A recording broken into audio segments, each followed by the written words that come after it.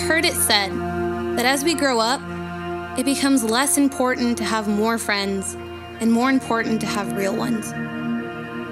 We search in life for meaningful relationships. We search for a place to belong, a place to be valued, a place where we are not judged by the way we look or by how rich or poor we are, but solely by how we love one another. I'm Adanna. I'm 18 years old, and for me, I found that place.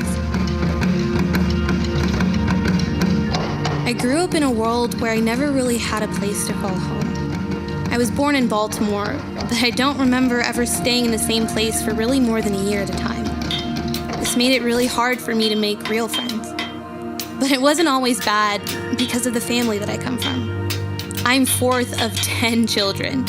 So naturally, the constant rhythm of my life was built upon the trust and community I had with my mother, sisters, and brothers. And at times, that was literally all we had. However, it always seemed to be enough. Enough until suddenly the rhythms of my life came to a halt with one life-altering incident. I was around 8 years old when I remember the police coming into our home to rescue my family from years of domestic violence that had finally become too much for us to handle. Because of this, a lot of my good childhood memories became tainted with this horrible one. My family was then relocated to a shelter in Tennessee, where a few years later, I would go to Barefoot Republic Camp for the first time.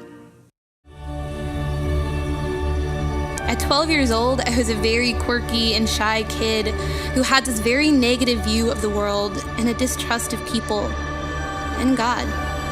But there was just something about this place called Barefoot where I could let my guard down, where people were genuinely kind, not because they had to be or they were expecting something in return from me. I was confused. I didn't think people or places like this existed, where kids from every walk of life can come together and be accepted for exactly who they are. At Barefoot, I wasn't afraid anymore. And for the next 7 years, Barefoot would continue to be this place in my life where I could learn how to express myself, where I could create new memories to replace the tainted ones, rebuild my idea of family, make real friends who would still remain my best ones to this day, and explore my love and passion for music, writing, and performing.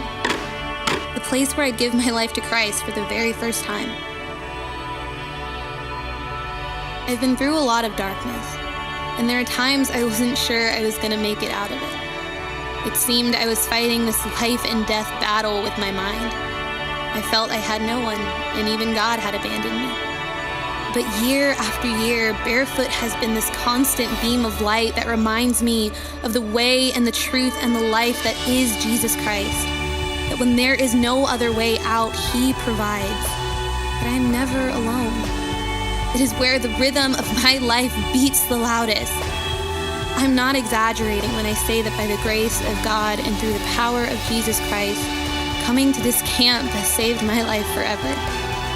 So I ask myself, who am I not to give back? How can I not pour into others the same way that I've been poured into?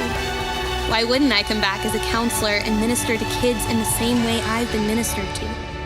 I've grown up with Barefoot for many years as a very integral part of my life. I've grown in my faith. I've grown to trust others and know that I am infinitely loved. I've grown to trust God. Each day, I'm discovering more of who I was made to be. This is just the beginning of my story, and it's still growing and growing. So I invite you too to come and grow with Barefoot.